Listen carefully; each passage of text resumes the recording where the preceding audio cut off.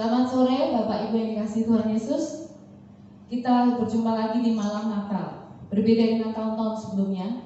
Semenjak saya lahir juga baru kali ini Natalan online. Tapi kita tetap bersyukur bahwa di balik semua itu, di balik semua bencana, kesedihan yang kita alami saat ini, pasti Tuhan menyediakan sesuatu yang indah setelah ini. Kita yakin, kita imani itu karena Tuhan pasti menyediakan jalan keluar buat kita semua. Amin, saudara. Amin. Karena perkenannya Tuhan sudah memanggil kita satu persatu di rumah kita masing-masing maupun di tempat ini untuk membuka handphone, untuk membuka Instagram, untuk menikmati ibadah Natal pada malam hari ini. Mari kita persiapkan 1 jam ke depan hanya untuk Tuhan. Kita tundukkan hati kita, kita pejamkan mata kita mencari hadirat Tuhan, kita mencari perkenan Tuhan. Di semua pergumulan yang kita alami, yang kita rasakan, Tuhan terlebih besar daripada semua itu. Karena itu kita percaya, kita menghadir tahtanya bukan untuk sesuatu yang sia-sia. Karena dalam hadirat Tuhan ada kesembuhan, ada jalan keluar, ada berkat, ada mujizat. Sebab Tuhan sudah memanggil kita melalui Mazmur 98. Nyanyikanlah nyanyian baru bagi Tuhan, sebab Ia telah melakukan perbuatan-perbuatan yang ajaib. Keselamatan telah dikerjakan kepadanya oleh tangan kanannya, oleh lengannya yang kudus. Mari kita memuji Tuhan. Nyanyi dan bersorak. Dengan lembut kita pujikan. Yesusku, penyelamatku, tiada yang seperti Engkau. Setiap hari ku memuji keajaiban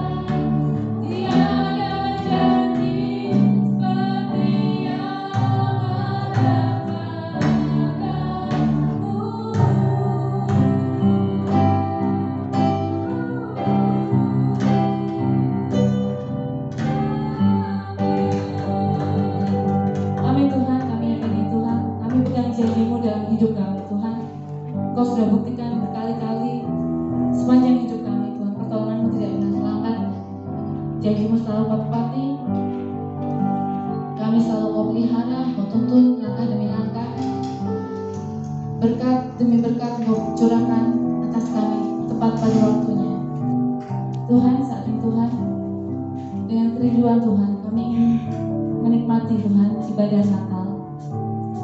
Walaupun saat ini Tuhan pandemi sedang melanda, kami terpisah jarak, tapi kami Tuhan, Kau telah satukan hati kami.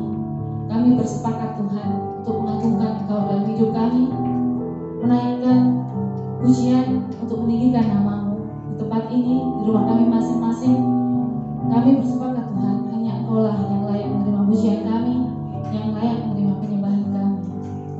Terima kasih Tuhan, terima kasih kami serahkan ibadah kami dari awal pertengahan sampai akhir ke dalam tangan kuasa-Mu. Hanya dalam nama yang kudus Tuhan kami Yesus Kristus yang lahir pada hari ini dalam hati kami dan hidup kami berdoa. Amin. Saya akan bacakan narasi Natal yang pertama dari Yesaya pasal yang 9 ayat 1 dan 5. Bangsa yang berjalan di dalam kegelapan telah melihat terang yang besar. Mereka yang diam di negeri kekelaman, atasnya terang telah bersinar. Sebab seorang anak telah lahir untuk kita, seorang putera telah diberikan untuk kita. Lambang pemerintahan ada di atas bahunya, dan namanya disebutkan orang, Penasihat Ajaib, Allah yang perkasa, Bapa yang kekal, Raja damai. Mari kita naikkan pujian kita, Dia lahir untuk kami. Boleh bertepuk tangan ya Ibu Saudara.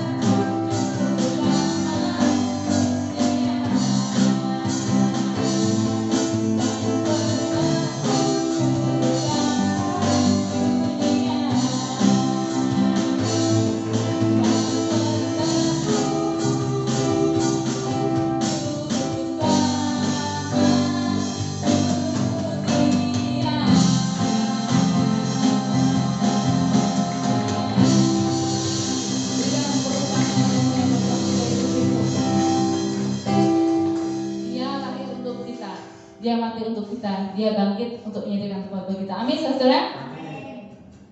Kita berlanjut ke narasi Natal yang kedua yang diambil dari kitab Mika pasal yang kelima ayat 1 dan 2. engkau, hai Betlehem Efrata, hai yang terkecil di antara kaum-kaum Yehuda, daripadamu akan bangkit bagiku seorang yang akan memerintah Israel, yang permulaannya sudah sejak purbakala, sejak dahulu kala. Sebab itu ia akan membiarkan mereka sampai waktu perempuan yang akan melahirkan telah melahirkan.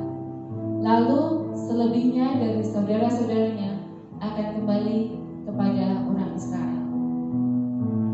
Mari kita pujikan Hai Betlehem Efrata. Kita pujikan bait pertama dan yang kedua.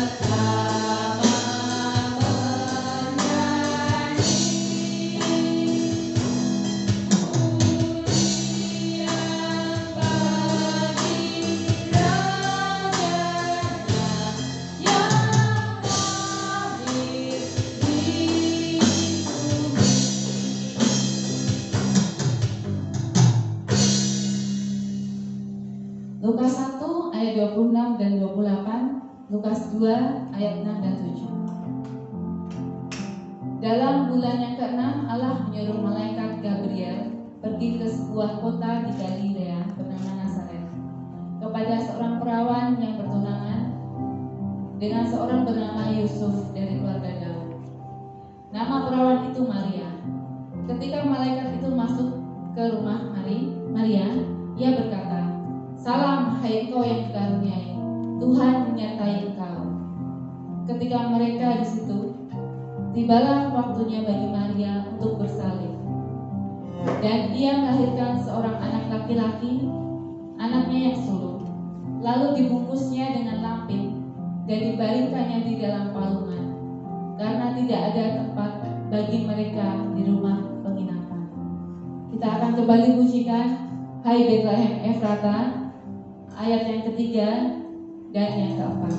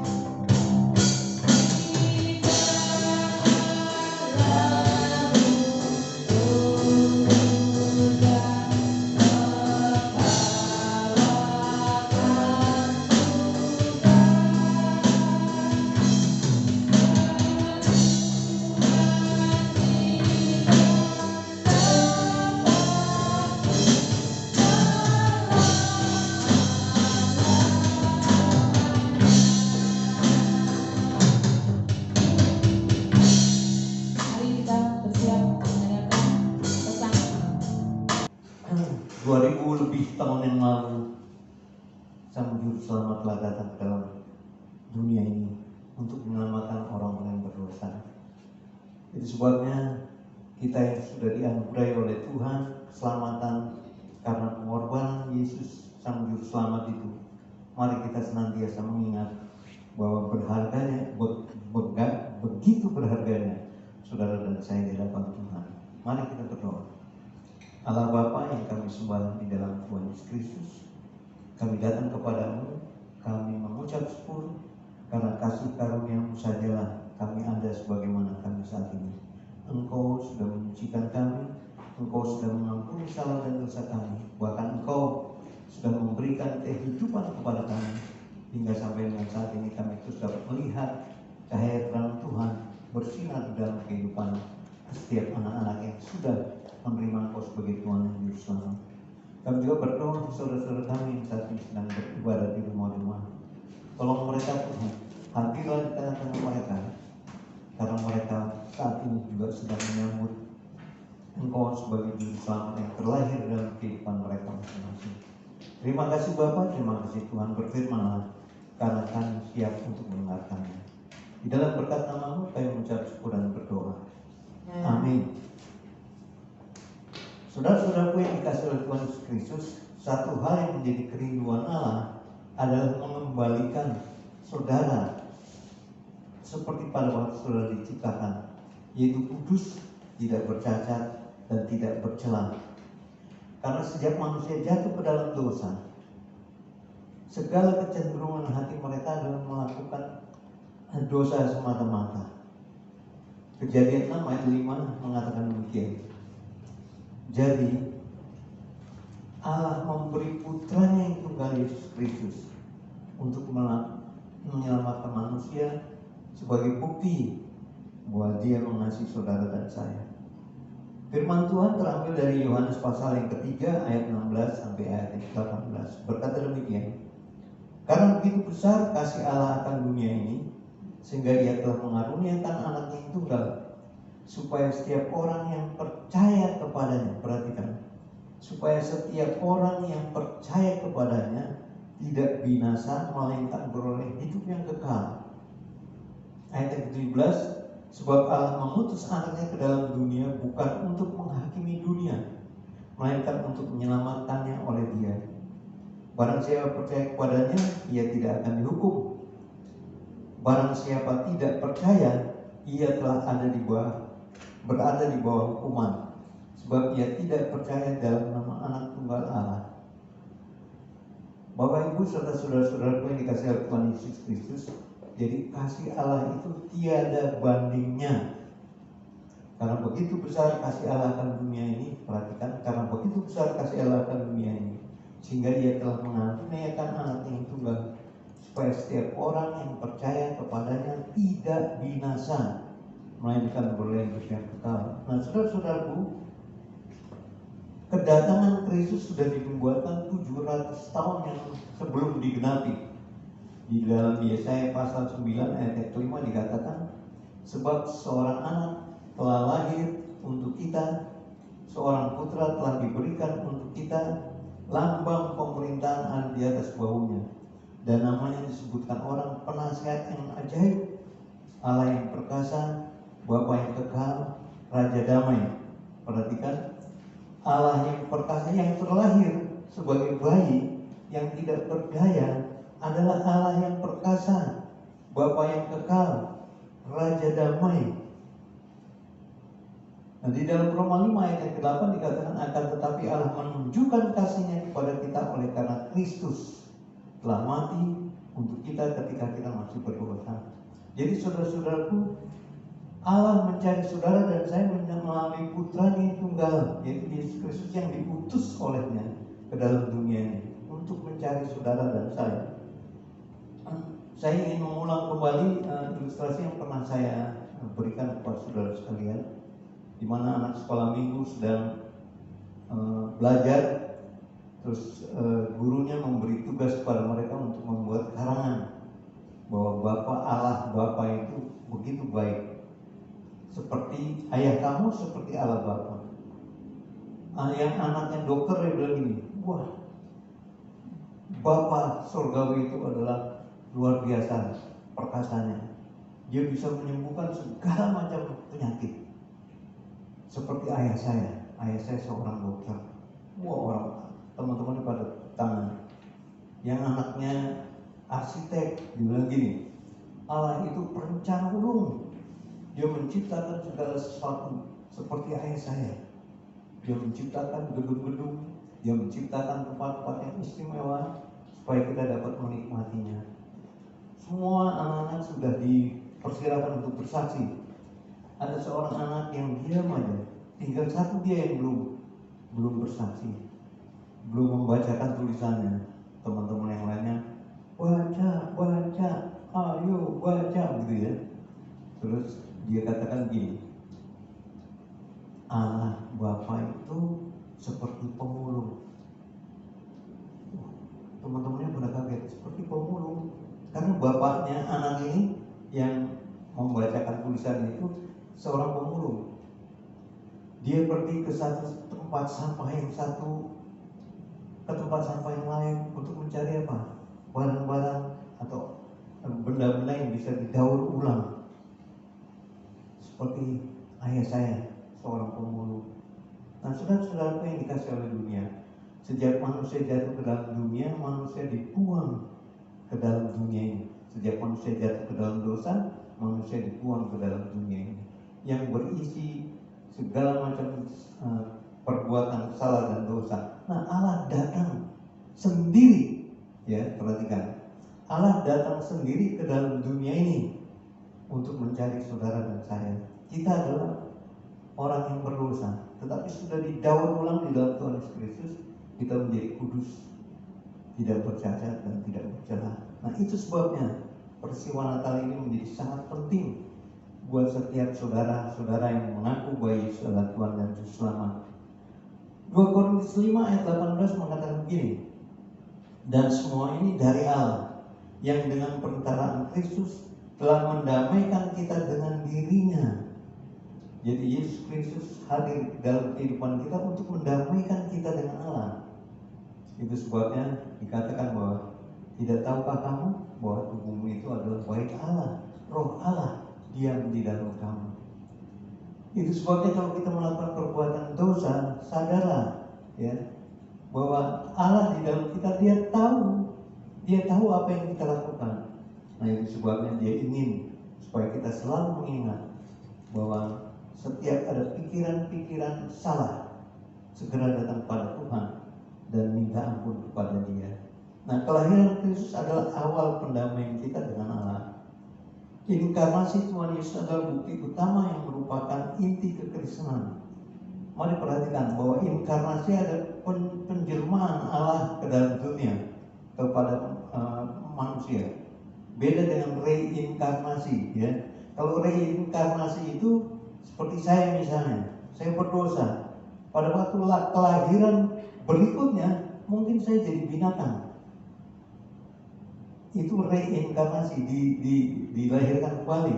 Tapi kalau Yesus adalah inkarnasi Allah, jadi segala sesuatu kita dapat melihat Allah Bapa di dalam Putranya yang tunggal, Yesus Kristus. Jadi kelahiran Kristus yang sangat bersahaja sesuai dengan nubuat para nabi merupakan bukti sejarah, ya, merupakan bukti sejarah, bukan dongeng. Walaupun kelahiran Kristus sering dicela, ada yang mengatakan kalau Yesus itu anak Allah, siapa bidangnya? Kayak gitu ya. Kalau kita lihat di YouTube, kita lihat di media-media, betapa orang banyak yang mengejek Yesus, mengejek cara Allah menyelamatkan manusia. Di dalam Yohanes 1, ya, pada mula pertama adalah Firman. Firman itu bersama-sama dengan Allah, dan Firman itu adalah Allah. Ayat yang ke-14, Firman itu menjadi daging dan tinggal di antara kita, dan kita telah melihat kemuliaannya.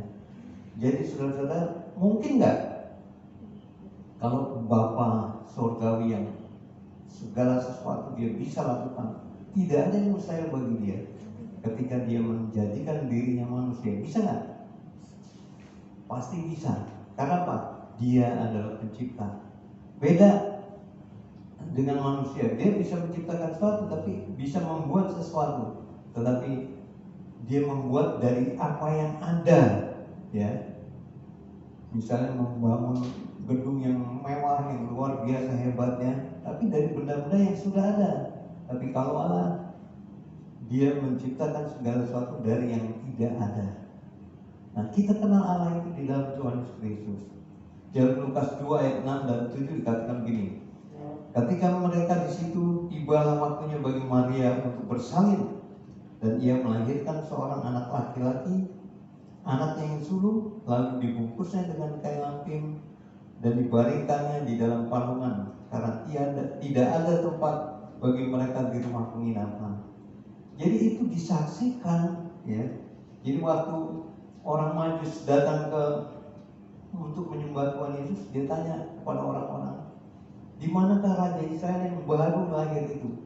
Kami telah melihat bintangnya. Ya. Itu nyata, orang Majusnya itu memang datang dari timur jauh. Dia datang untuk sujud menyembah Kristus. Sementara itu tokoh-tokoh di dunia yang lain tidak ada yang bisa melakukan seperti yang dilakukan oleh Tuhan Yesus Kristus. Jadi saudaraku yang terkasih, ada dua macam tanggapan berkenaan dengan cara Allah menyelamatkan manusia melalui Kristus. Yang satu menerima. Ayat yang 16 dan 18 berkata, setiap orang yang percaya kepadanya tidak binasa melainkan beroleh hidup yang kekal, dan ia tidak akan dihukum. Bagi mereka yang menerima Yesus sebagai Tuhan dan Juru Selamat,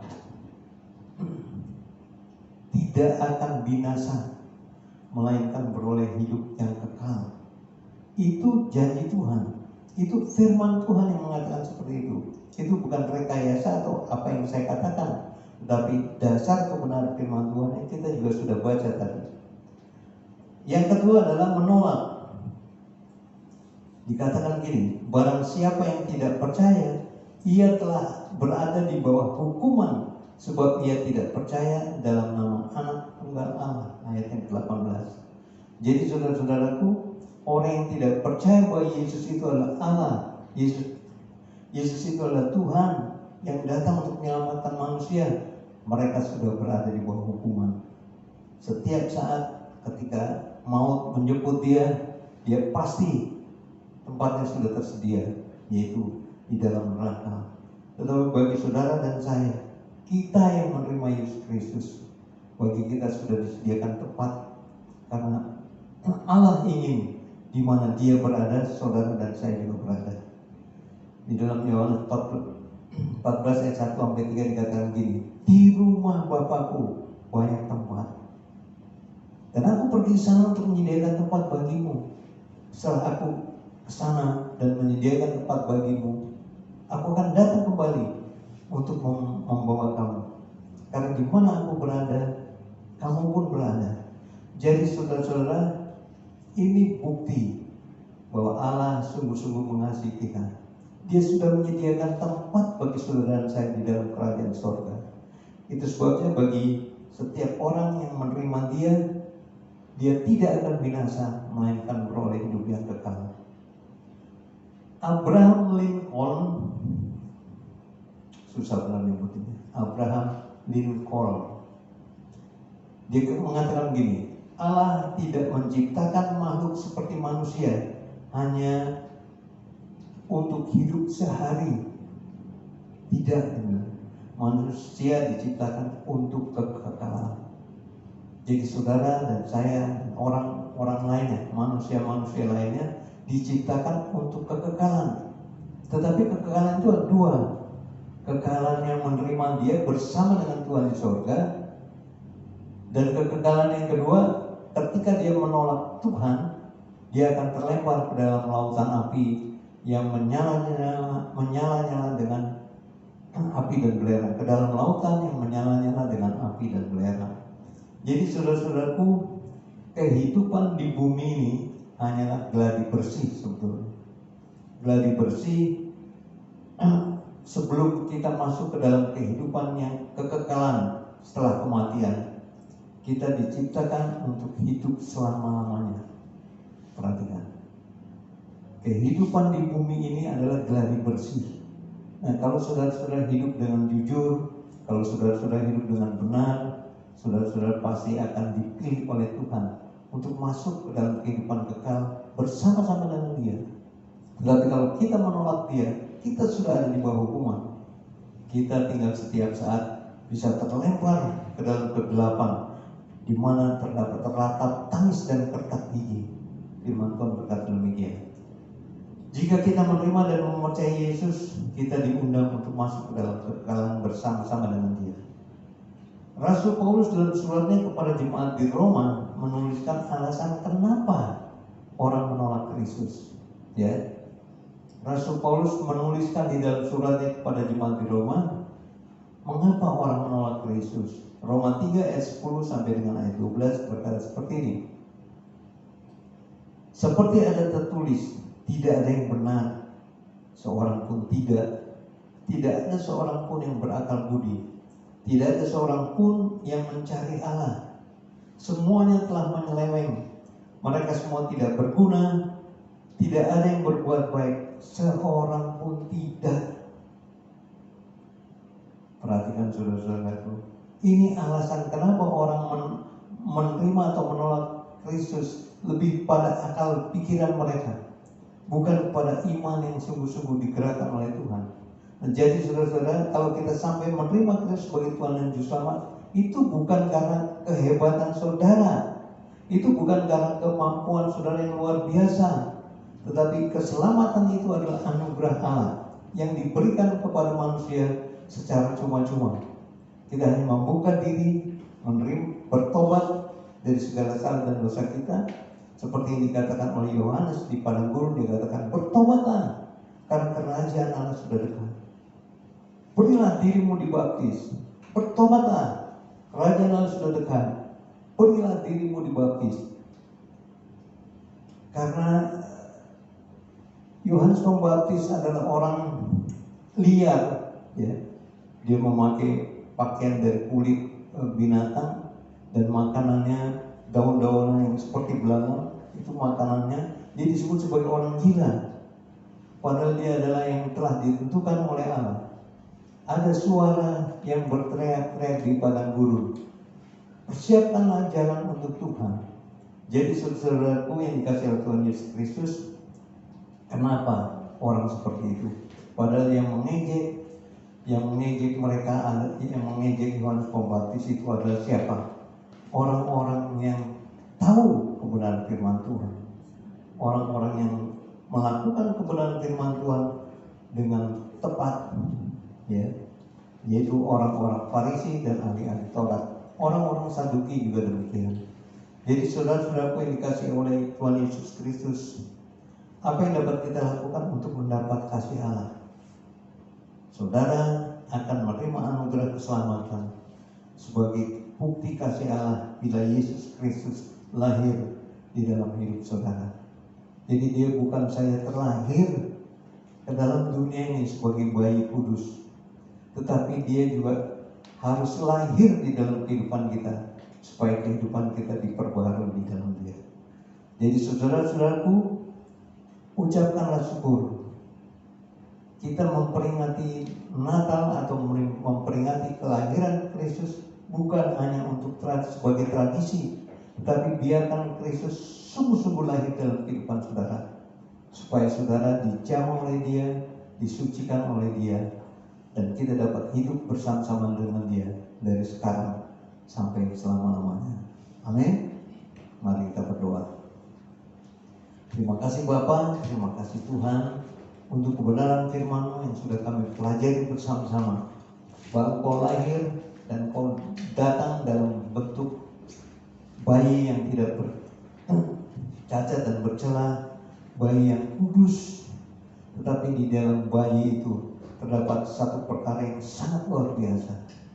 Karena ketika bayi itu lahir dalam kehidupan kami masing-masing, bukan saja kami menjadi milik Tuhan, tetapi kami disiapkan menjadi bagian di dalam keluarganya Allah.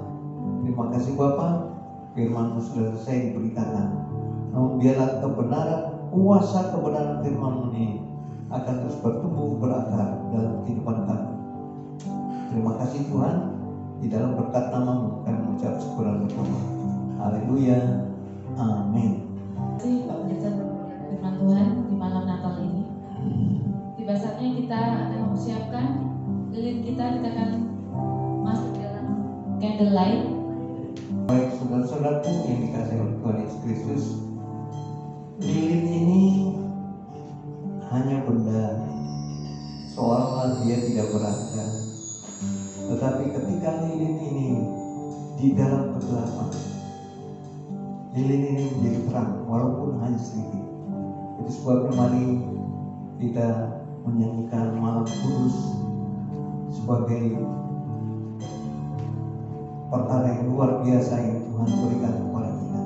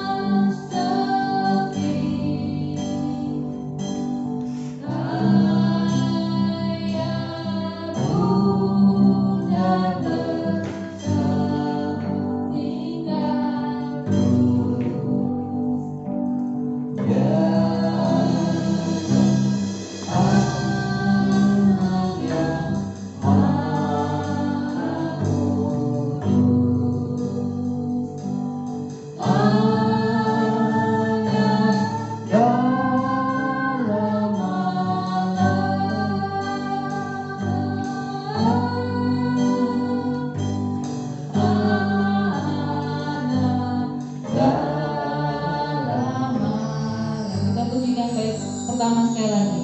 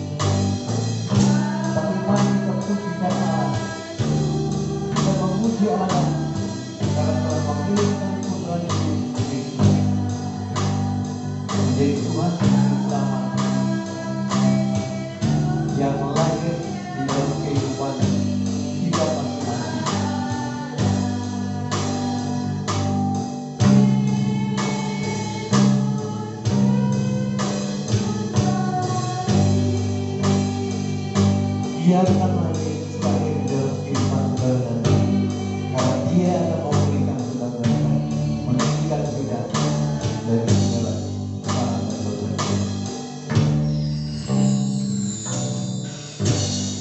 Mari kita matikan diri, kita bersatu di dalam doa.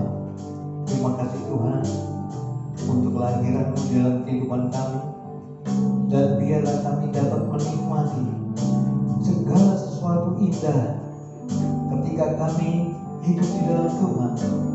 Dan firman mengatakan, kalau kamu tinggal di dalam Aku dan Aku tinggal di dalam kamu akan berbuah banyak, sebab di luar aku kamu tidak dapat berbuat apa-apa. Terima kasih Tuhan untuk kelahiran-Mu, untuk kehadiran-Mu di dalam kehidupan kami. Kami percaya bahwa ketika kami melangkah di dalam hidup ini, kami akan disertai oleh Tuhan. Terima kasih Bapa. Kami terus mendoakan saudara-saudara kami yang saat ini sedang tertimpa masalah, seolah-olah tertimpa masalah, tetapi di balik segala perkara itu ada berkat besar yang Tuhan sudah lakukan di dalam kehidupan kami. Terima kasih Bapa, terima kasih Tuhan.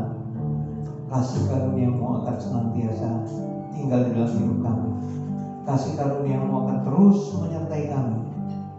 Kami yang saat ini sedang berduka karena kehilangan pekerjaan atau hal-hal yang lain yang menyesalkan, kami percaya Tuhan, Engkau hadir untuk menolong kami. Kami yang sedang mengalami sakit penyakit, kami percaya bahwa Tuhan juga akan menjamah kami, menguatkan kami.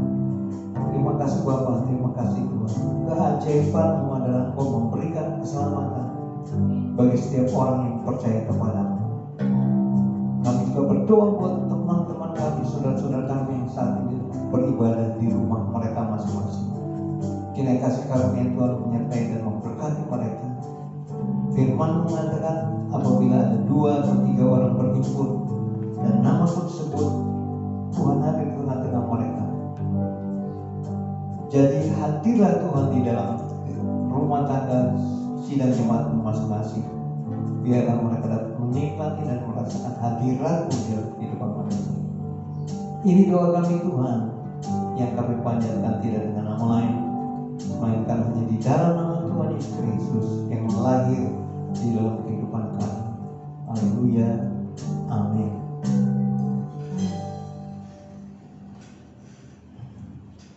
Kita akan masuk ke persembahan. Panggilan memberi diambil dari Matius pasal 2 ayat 1 dan 2 dan 11. Sesudah Yesus dilahirkan di Bethlehem di tanah Yudea pada zaman Raja Herodes, datanglah orang-orang Majus dari timur ke Yerusalem dan bertanya-tanya, "Di manakah dia, raja orang Yahudi yang baru dilahirkan itu? Kami telah melihat bintangnya di timur, dan kami datang untuk menyembah dia." Maka masuklah mereka ke dalam rumah itu dan melihat anak itu bersama Maria ibunya, lalu sujud menyembah dia. Mereka pun membuka tempat harta bendanya dan mempersembahkan persembahan kepadanya, yaitu emas, kemenyan, dan emas. Mari kita berdoa. Segala puji syukur kami panjatkan kepadamu ya Allah Bapa. Engkau yang sudah memberikan putra-Mu yang tunggal bagi kami untuk menyelamatkan kami. Karya yang terbesar dan karya yang terindah yang sudah Tuhan lakukan dalam kehidupan kami sebagai anak-anak-Mu yang menerima Dia, Yesus Kristus, sebagai Tuhan dan Juru Selamat. Terima kasih Tuhan, Engkau juga memberkati kami dengan pemeliharaan-Mu di dalam kehidupan kami, hari lepas hari, di mana Engkau memberikan yang terbaik bagi kami. Saat ini Tuhan, kami datang seperti orang-orang Majus memberikan persembahan. Kami juga ingin memberikan persembahan yang terbaik pada saat ini Tuhan. Dengan hati yang bersyukur, dengan hati yang penuh dengan kasih, kami memberikan persembahan ini. Biarlah ini sungguh-sungguh berkenan di hadapan Tuhan, dan nama Tuhan dipuji, dimuliakan dalam hidup kami. Terima kasih Bapa. Hanya dalam nama Tuhan Yesus inilah doa kami dan ucapan syukur kami sebagai anak-anak-Mu yang sungguh-sungguh bersyukur karena Engkau Allah yang mengasihi kami. Terpujilah Engkau Bapa. Hanya dalam nama Tuhan Yesus kami berdoa, kami bersyukur. Haleluya. Amin. Amin. Kita akan memasuki doa penutup dan doa berkat yang akan dipimpin oleh Pak Pendeta. Silakan Pak. Kita sudah sampai di penghujung ibadah kita pada saat ini. Biarlah kasih karunia Tuhan senantiasa menyertai, dan terimalah berkat dari Tuhan. Bapa Surgawi, Bapa yang kami sembah dalam Tuhan Yesus Kristus, kami bersyukur karena Engkau menyertai di dalam ibadah kami dari permulaan pertengahan sampai dengan akhirnya. Dan tiba saatnya bagi kami untuk menyudahi ibadah ini, dan kami akan pulang ke rumah kami masing-masing. sebagaimana Engkau memberikan berkat kepada kami pada waktu kami hadir datang. Engkau juga akan menyertai kami ketika kami pulang. Kiranya kasih karunia-Mu dari Allah Bapa dan Putra dan Roh Kudus menyertai saudara sekalian, menyertai setiap apapun yang saudara kerjakan, dari mulai saat ini sampai Tuhan Yesus datang untuk yang kedua kali. Dalam nama Bapa, Putra dan Roh Kudus, pulanglah damai dalam damai sejahteranya. Terima kasih Tuhan. Haleluya. Amin. Mari memuji Dia. Mari memuji Dia. Mari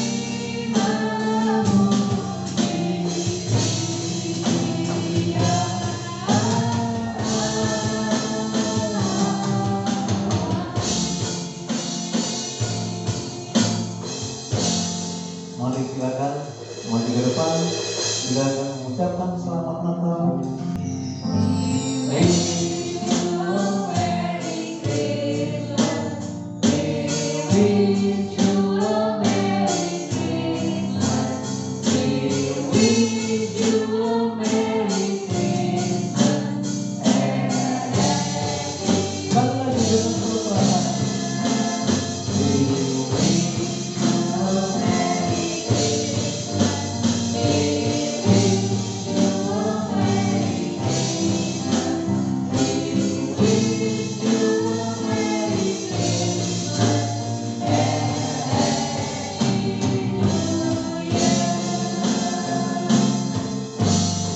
Selamat Natal.